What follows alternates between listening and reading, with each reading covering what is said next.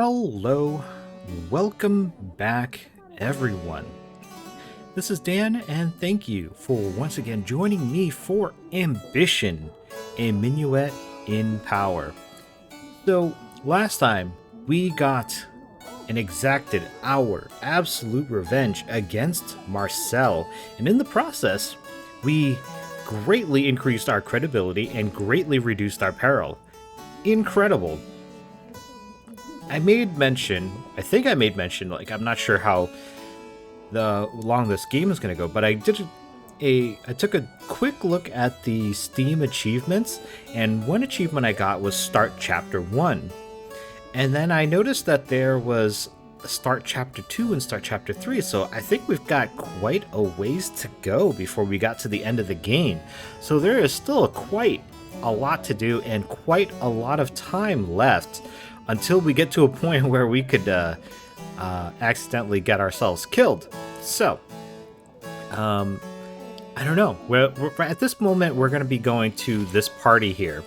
It is for a military ball. And so we have, I believe, something that is suited for military dress. There was one in particular, this one, where it was good primarily for the military. We may as well. I mean, it's getting low on novelty, but honestly, I don't really care because we do have another dress that could be used for military as well.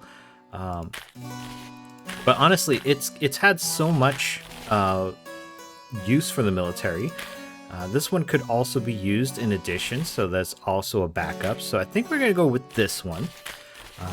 So we're just going to go to this party, I'd say. Let's go to the party, and we're going to find out how things come out. All right, as your carriage nears the party, you consider taking one last moment to assess your preparations. You pause to consider how well rested you feel. Unfortunately, you can feel the exhaustion set in as soon as you look past the door towards the enormous crowd of party guests. Tonight is going to be a long night. Credibility down, but it's okay because we check a tiny mirror, we keep in the carriage to see what we're wearing, your provincial outfit to a party being held by the military. Credibility up, back to 100%. The guests greatly approve of the outfit, and credibility has increased significantly. Preparations like this, tonight, it's ours for the taking. Okay, so we're back here out in the open.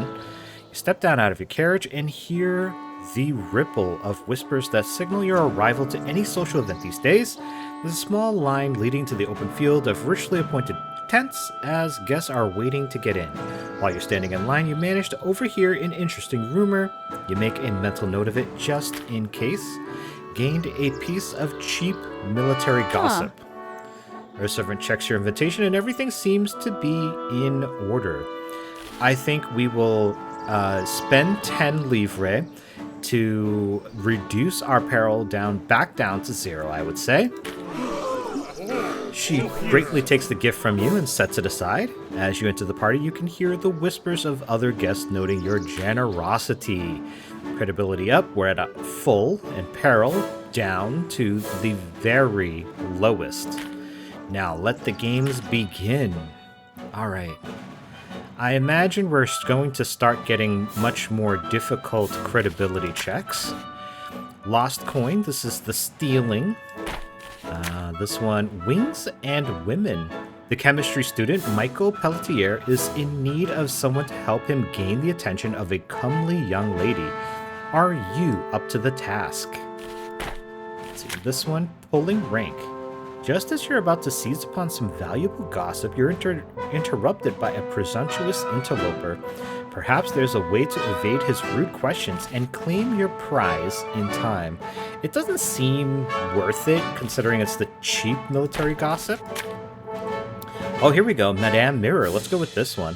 Why is there a woman here who looks so much like you?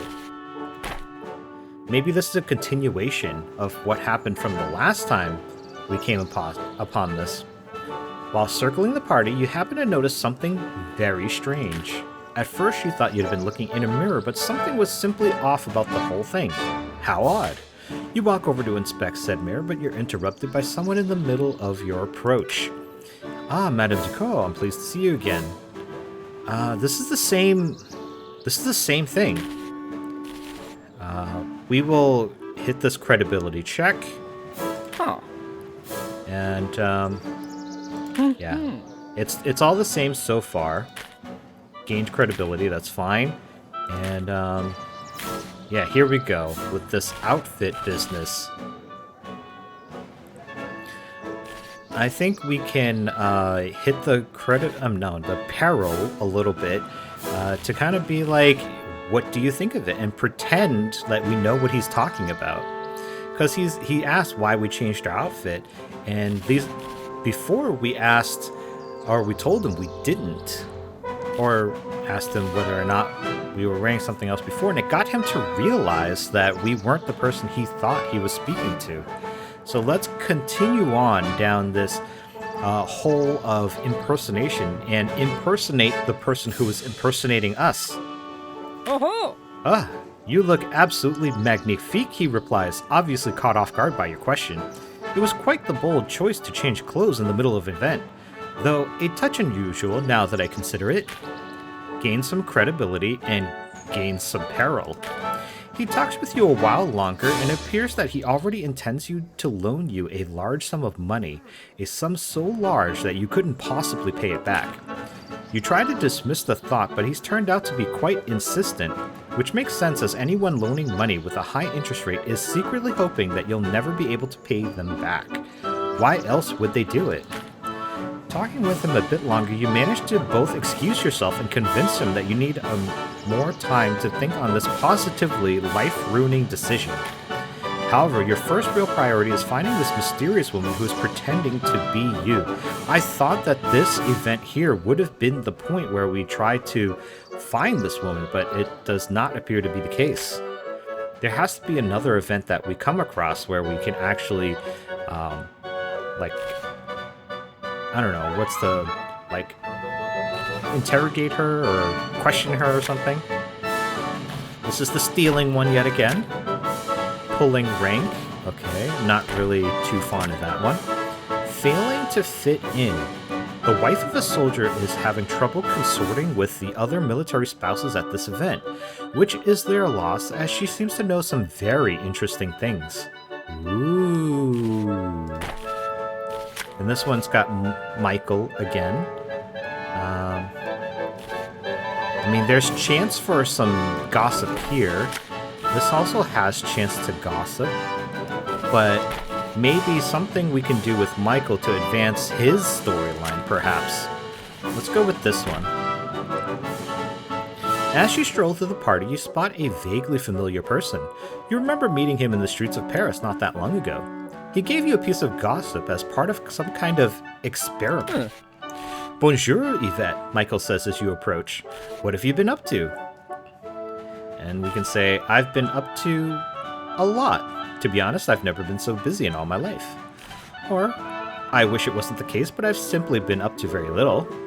Or, how did that strange experiment of yours turn out? I'm going to ask this one.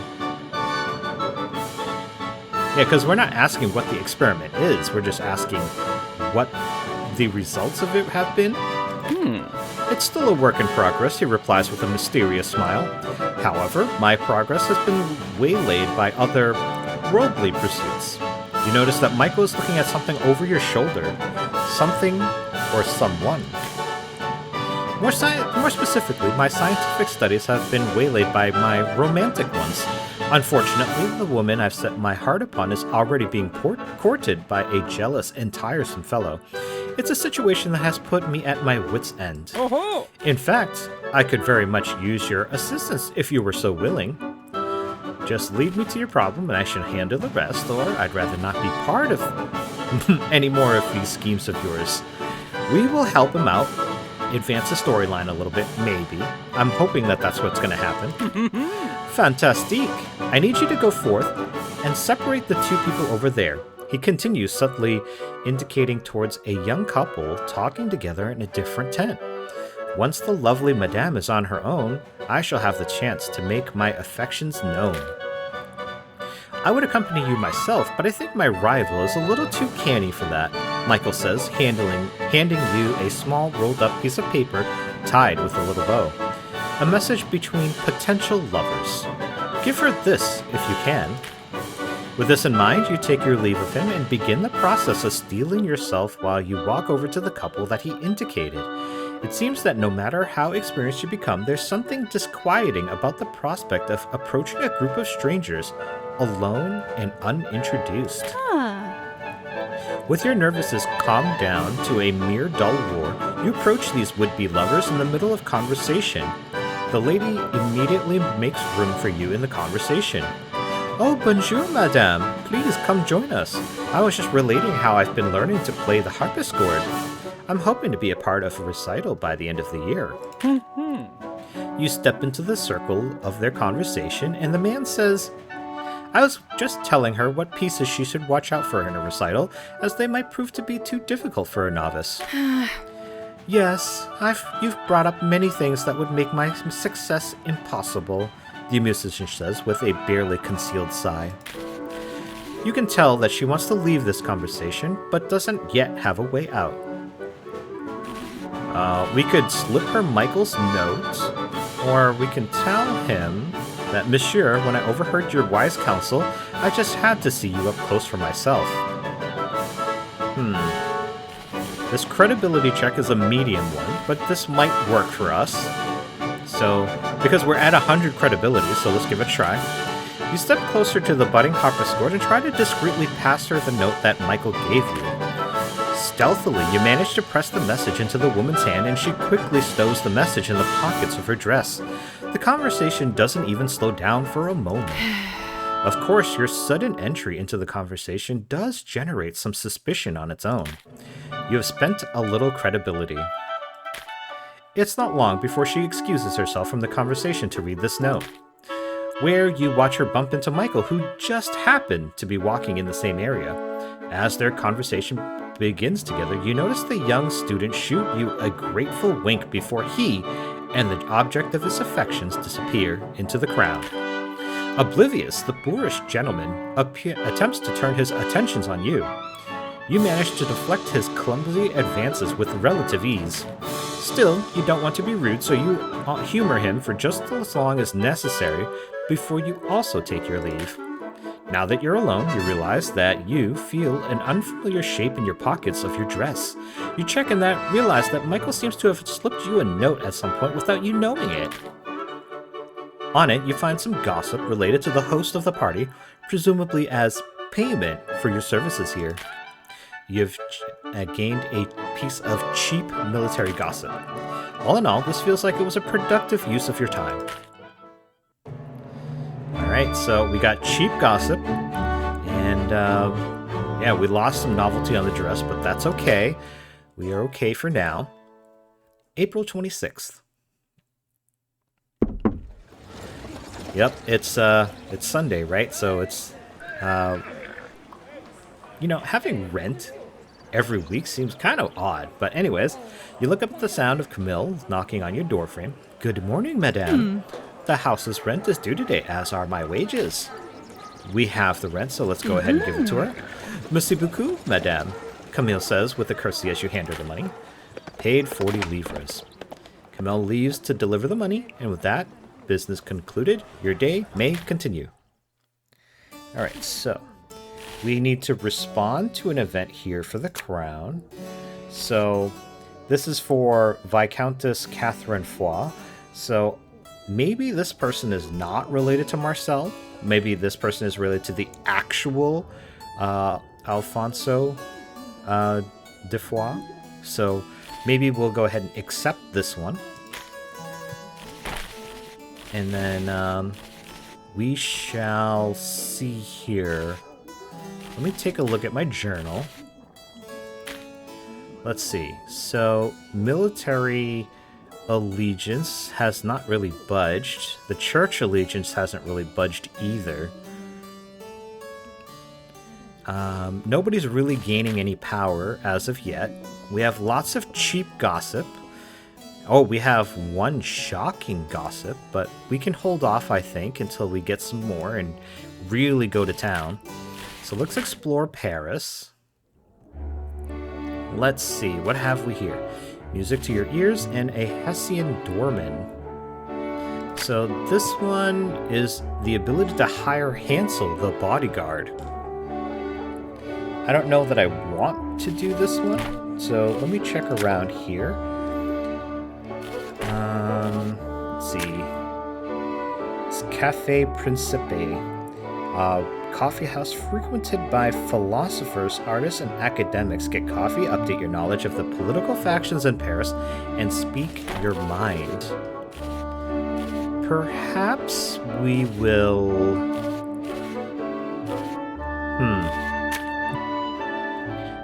This is spending 3 livres, so... But we may find other things there. This one has no explicit rewards, so maybe the Parc Monceau will allow us to meet new people, perhaps. At least there's no cost associated with it. So maybe we'll go here just to kind of try it out. Today's walk is particularly pleasant as the sky is clear and the sun is shining. The crowds in this part of the city are picking up and, out of curiosity, you head in the same general direction. The sight that greets your eyes next is nothing short of surreal. A massive garden, dotted with all sorts of fantastic buildings. Small Egyptian pyramids, Roman columns, Turkish tents, and more are all clustered around a sparkling lake. People in costumes strut about the different buildings, enthralling tourists with fantastic tales of dubious authenticity. Still, it looks like everyone is having fun. This must be Parc Monceau, created by the fabulously wealthy Duke of Chartres. Taking note of your surroundings, you jot the location down in your journal. Parc Monceau is now an available rendezvous location. Oh, so if you go to these places once at the very least, then it becomes available to meet other people. And so maybe in order to unlock those people, we have to unlock these locations first. It's fun and tacky, the kind of place to take someone that's adventurous, but doesn't take themselves too seriously. Interesting, so that depends on the person. This is absolutely ridiculous and I can't wait to come back. Or, I don't think I could take too much of this for very long. I don't know. Something that's kind of fun and different is kind of cool. After a quick loop around the gardens, you head home. Already, you're dreaming of excuses to head back and trying to figure out who else you know that might appreciate Parc Monceau as much as you do. Alright, April 27th. A week ago, a wallpaper manufacturer named Jean-Baptiste Réveillon made a speech demanding bread prices to be lowered to something workers could afford. However, this speech was misinterpreted as a plan to control the wages of workers. Last night, a protest at his factory resolved peacefully. Today, however, was different. Yesterday's crowds, over 3,000 strong, returned today.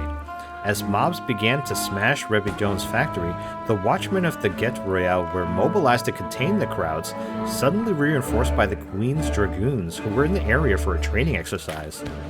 The bourgeoisie has lost some power. Ooh. The sudden presence of the military was a disquieting one. It's one thing to face the watchmen one sees every day on the street, but it's another to see mounted soldiers with rifles and sabers. One exists to keep the established order, the other exists to kill. Fear began to escalate through the crowd. Fear led to violence. A brick was thrown. A rifle was fired. Nobody knows which happened first, but for a brief moment, the floodgates of violence were opened, and blood flowed in the streets around a simple wallpaper factory. In the midst of this madness, a common soldier broke ranks, riding into the center of the conflict, waving his hat, imploring everyone to put down their weapons and come to their senses. The unbelievable sight was enough to stun those who saw it, to make them reconsider their actions. He was struck down by a bullet, fired by one of his own comrades, in accident. His name was Corporal Thomas Alexandre Dumas, and he will be remembered as a hero. His death led to an abrupt ceasefire and is accredited with greatly diminishing the amount of casualties that day. This has led to a sudden swelling of support for the members of the soldiering class from all corners of society. The military has gained a large amount of power. His funeral was one of the most widely attended in recent history, with demagogues from both the Crown and Revolution claiming Thomas Alexandre was a martyr to their cause. The military establishment has chosen to remain silent on the matter. Crown gained a little power, Revolution gained a little power. This silence, in fact, has been deeply concerning for members of the aristocracy who are worried that the common soldiers will be less likely to bear arms against their fellow citizens. Still, despite this, the soldiers of the Gardes Françaises have volunteered to patrol the streets until a measure of peace is restored. This has been greeted with a wary assent by the public. The military has moved its allegiance towards the revolution by a decent amount. And so, with the loss of a voice pleading for peace, Paris has started to burn. Wow. Chapter 2, oh my god. Playing to win. Alright, well now we're in Chapter 2, my guys. Ooh, ha ha ha ha ha ha. You wake up from a fitful sleep, but spend around an hour rolling around in bed instead of actually getting up. Given how dangerous the situation outside has become, you haven't left the house in several days.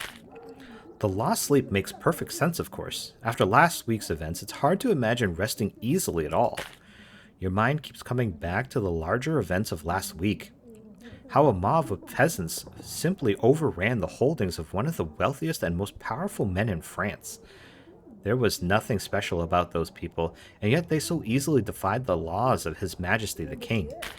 It brings to mind the idea that what we call power is a partner dance between the ruler and the ruled. To those watching the dance, it feels like the small pushes and pulls of the ruler represent absolute control, but that's only because both partners know their roles so well. That's the power of good theater. It can make imaginary things seem more true than reality. However, the truth is that a single misstep by either partner could cause the entire dance to break down. A single misstep that can cause the ruled to remember that they aren't actually powerless at all. As the people remember how much power they truly possess, Paris will become more and more dangerous. Your actions may now have more powerful consequences, for good or for ill. The world has become less forgiving. The next stages of certain romance stories are now unlocked. Romance stories. Oh, actually, this makes sense. This is essentially a dating sim, isn't it? Were we essentially dating on a raid? Is that what's going on? I thought we were just coming chummy. But it makes sense that there were all these other names that I assume at this point were men, and we could have swayed favor. But there was also Elizabeth, favor with Elizabeth too. Is it dating sim or, I don't know, relationship points? I don't know. How does that work? You're aroused from these thoughts by the sound of Camille knocking on your door. Madame, I just got this letter for you, she announces as she enters your chambers, holding up the message in question. Earlier this morning, I saw a man leave it on our doorstep, but he had disappeared before I could get a good look at him. Camille apologizes with a shrug. You take the unsealed letter from her and open it. Immediately, you note that while their handwriting is both careful and curiously precise, you don't recognize it at all. Madame Ducos, you don't know me, but I follow Le Trompette du Peuple with interest, and I know that you're connected to some of its finest stories. However, I also have reason to believe that I would be quite useful to some of your more clandestine interests. I'll be waiting at La Place Royale if you would like to discuss this further. Why does La Place Royale sound familiar? You shuffle through your papers until you locate it on your map. Someone once told you that it was a good place to trawl for gossip. La Place Royale is now available for you to visit on the Paris map. Signed, a skilled master of letters. Well, this is certainly unconventional, but if you wanted to meet this man at La Place Royale, you could do that today. Oh, we ignored an invitation, so our creditability went down. Oh! Okay. Military ball has come and gone, but you never replied to the invitation. Host is rather upset with you, and you lost 5 credibility. Great. That's just great. Well, we may as well respond to this one now. To the salon. Let's accept it now, while we can. Let's check our wardrobe for something for the revolution. We have one dress here. Just the one dress. Robe à la Française. So I suppose this would be the wardrobe we would wear. Okay, so we've got... we're going to rest this day, and so we will explore today. Now, what have we available? This is La Place Royale. The Perils of Journalism. This one is Pierre. He's got some enemies. And this one is the bodyguard. I don't know that I want to hire a bodyguard permanently. This one is an additional space. So this would unlock this place, I guess. I suppose we always have the ability to come back and do this one. This one shows up quite frequently with Pierre, so maybe we will go to Gunget Paradis. Let's visit this location. Feeling like you could use some fresh air, you decide to take your travels to the edge of Paris. As much as you like the city, the change of pace is appreciated. Passing through a checkpoint is at the city's outer wall, you hear the sounds of music and raucous laughter. Turning a corner, you stumble upon an idyllic-looking establishment named Gunget Paradis. A band plays music while the patrons drink wine and dance. Sitting down at one of the rustic tables, you take note. You note down the Gunget in your journal. It is now available as a rendezvous location. The entertainment may be on the coarse side for some, but is perfect for those that just want to relax and have fun. Everyone here seems to be having a great time, and I can't blame them. Or, if I wanted drinks and rustic music, I would have stayed back in the village.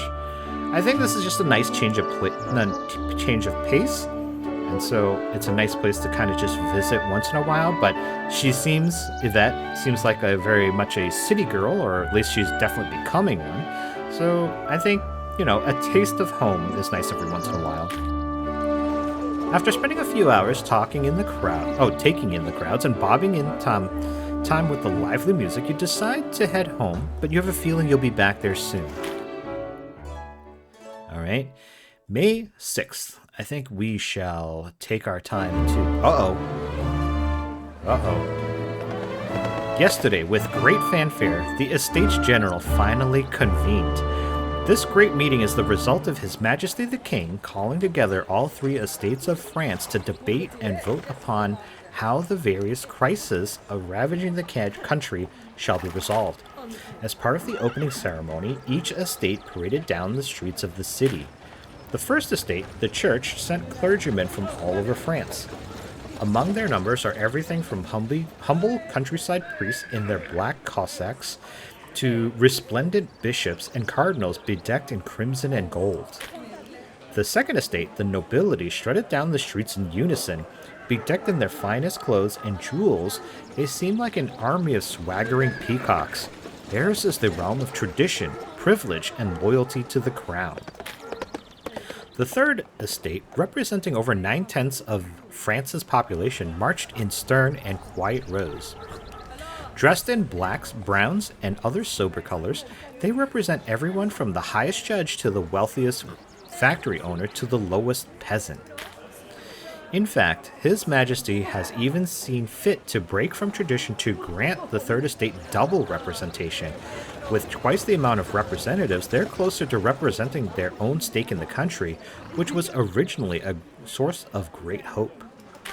Unfortunately, it has come to pass that while they were granted double representation, they haven't been given a doubled amount of votes. The third estate still can only cast as many votes as either the first or the second estate. This means that their double representation is purely symbolic. Needless to say, this has made many people extremely unhappy. In fact, this led to some within the third estate to... Wait, what the devil? Clenching the newspaper in your tightening clutches, you reread the article carefully. One of the men described in the article sounds extremely familiar. Long brown hair, young and tall, representing the nobility of the second estate, but has elected to merely wear a fine blue coat for the opening ceremonies without or other adornments. The article writer singled out his casual attire as disrespectful. This is Armand, you guys. Armand has had a hand in this. See, that's Armand. You're absolutely certain of it. Without any illustrations to speak of, you're forced to carefully reread the short passage over and over again. Every tiny statement about the reporter's chosen viewing point of the ceremonies gains a new value as you attempt to deduce where Armand was last seen. After checking your findings against the map of Paris, you think you might have a lead. Researching Armand is now available to visit on the Paris map. In fact, you might be able to search for him today. No, not today.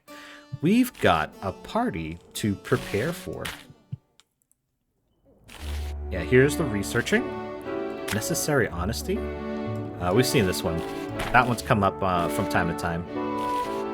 Alright. This place for learning gossip. And this one I think unlocks something else too. Same as this probably. Because every time we've gone to one of these, it has unlocked a story event or something. One of them even unlocked chapter 2. Alright, let's rest because we have a day ahead of us. And this is going to be the same, so we'll just skip through that. On to May 7th. Alright, so today we are going to the party. And the party is being held by the Revolution. So we shall wear this one, where we will gain 8 credibility. And we will not have a detriment because we have no exhaustion level. Alright, we will assess our preparations, and credibility up to 98, just as expected, and we will continue on. We gain cheap revolution gossip, and I think we will spend the 10 livres to gain 100 credibility and a little bit of peril lost. Yep. Now let the games begin. Alright, we get 2 conversations to pick from, so let's choose wisely. This one is the illegal gambling yet again. Deep concern. So I think we've been through this one. Speaking with a revolutionary woman, you feel like you should be able to obtain some valuable gossip. However, first you have to contend with an interloper. Yep, we've seen this one previously. A young firebrand. You are set upon by a fiery young man who seems suspicious of any threats to the revolution's cause. His beautiful features seem to belie a perilous fervor and a will of iron. Something about his dangerous demeanor feels like it bears further investigation. So this must be an opening of Antoine, because we can gain or lose favor for Antoine. And then this last one here, playing politics. An ambitious revolutionary is in need of an introduction to someone more established than himself. Such need is often a valuable opportunity. So, chance at both shocking and outrageous gossip. And, chance to lose a lot of credibility there. I think we will open up the story for Antoine, perhaps? Keeping a distance from the crowds, you examine the attendees of this so-called revolutionary salon. All in all, they seem quite the eclectic bunch, a mix of stern scholars, opinionated lawyers, and the outrageous bohemians. The mood is both tense and energetic. Right now, however, you're simply content to watch events unfold from afar. Suddenly, you notice a young man heading straight towards you through the crowds.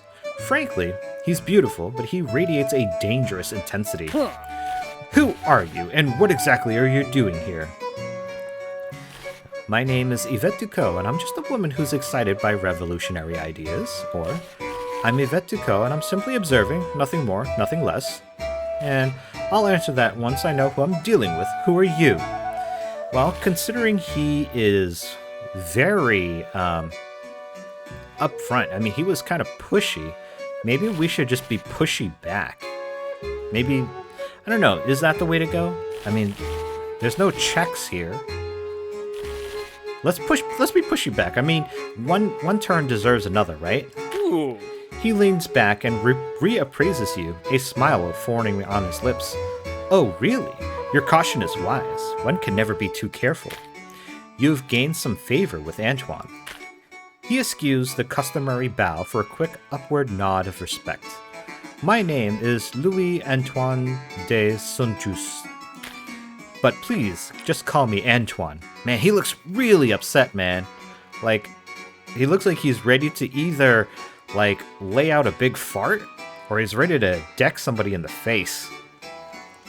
I would rather not share my name with tyrants. Pausing to breathe deeply, his expression visibly softens. My apologies. With everything that's going on, there's always the concern of the crown putting spies in our midst. However, I've already heard of your escapades, and I don't think I've liked what I've heard. You've gained a little peril. I can tell from your accent that you're not from around Paris either. I'm only in the city for a few months from Blérancourt. Someone invited me here, and I'm using the opportunity to try and get one of my plays published. Of course, as much as I love the character and the people of the countryside, it's probably for the best I'm here. My relationship with my family has been rather strained as of late. They don't want me involved with the revolutionaries. They don't understand the importance of our times. So we can respond, then they're fools. The writing is on the walls everywhere you go. We must care or die. I don't know much about any of that, but I'd love to learn. And are you sure politics isn't for everyone after all? Considering he's so aggressive, maybe we should also be aggressive and just take the stance of, like, you know, care or die. That's exactly it, he growls. Politics is not some civil debate where at the end everyone gets to simply agree to disagree. It is real decisions with real consequences for real people. The nobility can pretend to sit above it all because they're isolated from those consequences. The rest of us cannot afford such a privilege. You've gained some favor with Antoine. Right now, the people of France stand at the edges of a cliff, a raging forest fire burning at their backs. We will stay and be incinerated, or develop the courage to jump into the waters below. It all depends. Are you diving with me?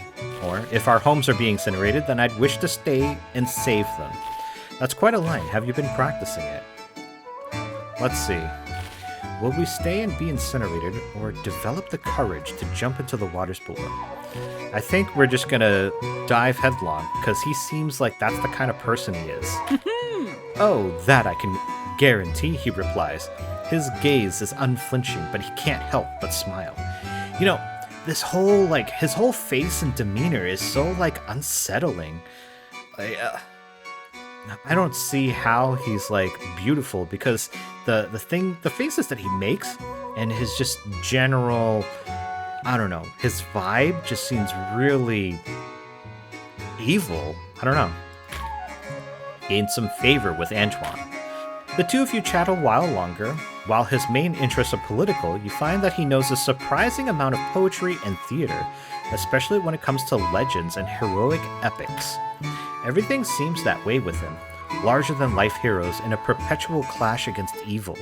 Great people sacrificing themselves for the weak. Antoine glances over his shoulder and notices that some of the other guests of the party are impatiently waiting for him.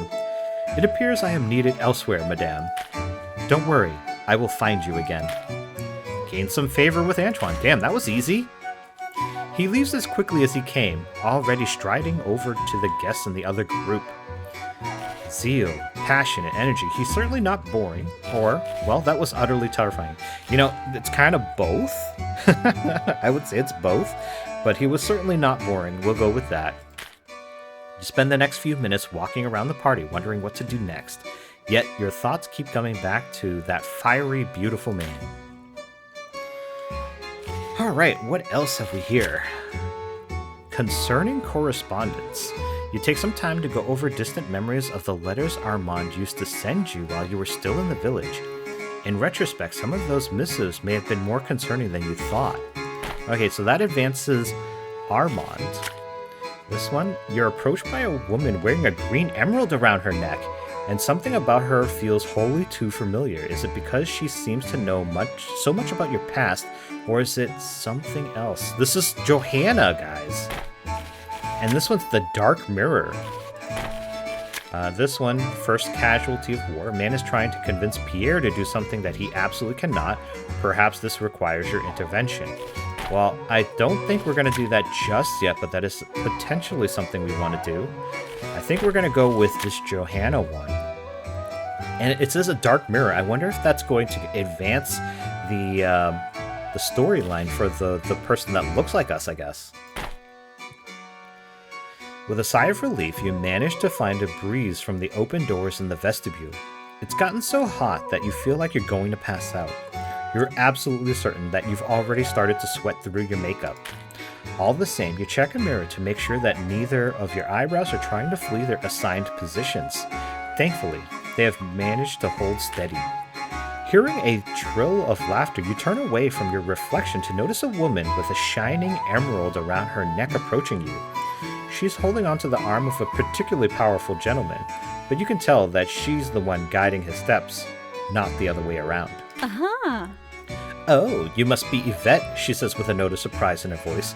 I've heard so much about you.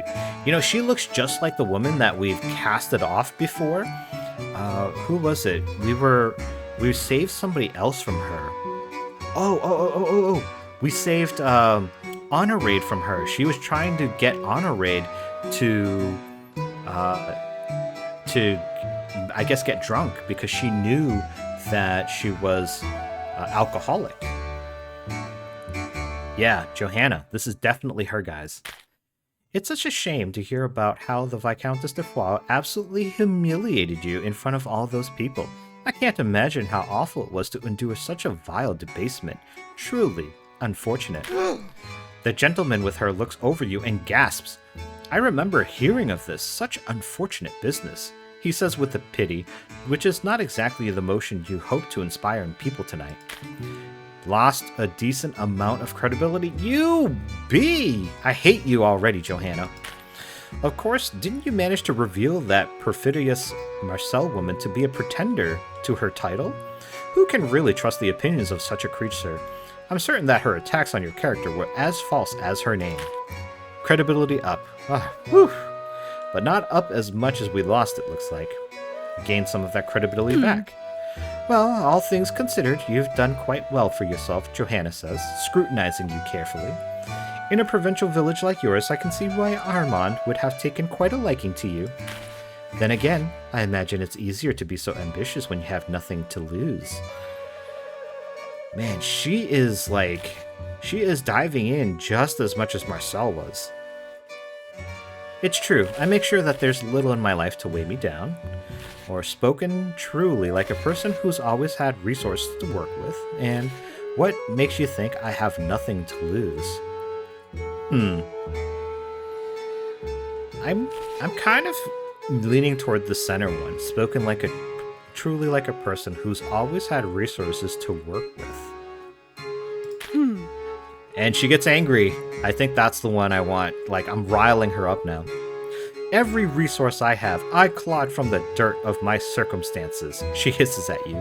Do you think it was easy getting named the sole heir to what little my family had left after they'd squandered it? You've gained a little peril, yeah, because she looks really dangerous, you guys. Every step I've taken since then has taken me higher in stature, higher in society, higher in peril. I have succeeded at everything I've touched. It is who I am. The fact that Armand can't see that when I'm... Excusez-moi, Madame Dujardin. The gentleman at her side interjects. When we spoke earlier, you had described yourself as a woman of modest means. What is this talk of inheritance and greater fortunes? Oh, my glass seems to have run terribly dry, Johanna gasps in an imitation of surprise. Monsieur, would you mind fetching me a drink? I think she's gonna be the next villain, man. Like, we're gonna have to try to expose her, I think. What? Oh, but of course, Madame Dujardin, the gentleman replies, seemingly oblivious. Yeah, he's self-important, for sure. Huh. With that, he departs, leaving you alone with Johanna. The woman wastes no time stepping closer to you, her voice low. Looking at the greater picture, I know I shouldn't be bothered by you. In fact, we should be of absolutely zero interest to each other. We're merely two women trying to make our own lives better. However, whether I like it or not, I find my thoughts drawn to you, thinking about how quickly your star has already risen, thinking about how achieving those very same advancements took me years. The way she says the word years, it sounds like a jagged scar being reopened. I simply don't know what to do with you. So this is a hard credibility challenge here to say this, but this doesn't need to end in open hostility, Johanna. You know that, right? We could add medium peril by saying, I can't tell if this is a threat or a romantic advance. Either way, let's get it over with. A threat or romantic advance. Or I don't know either. What I do know is I'm going to walk away. I think we go with the hard credibility challenge. We're at 95. Honestly, it doesn't get much better than that except for getting to 100. But maybe, I don't know, 50-50 odds? Oh, is Armand's fiancé trying to extend me an olive branch? She asked, scrutinizing you further. Fine, I can accept that for now. As long as our circumstances don't interfere with each other's plans, we can at least be civil. Johanna seems to visibly relax, and you can feel a certain tension drain out of the conversation. You have lost a little credibility, but lost a large amount of peril. Okay, I'll take it. Well, I should get going. My date has yet to return with my drink, and he still needs to be convinced that he should be donating money to further a certain political club's beneficent activities. So, what faction does she belong? I'm not entirely sure whose faction she belongs, but she obviously is out to get her own.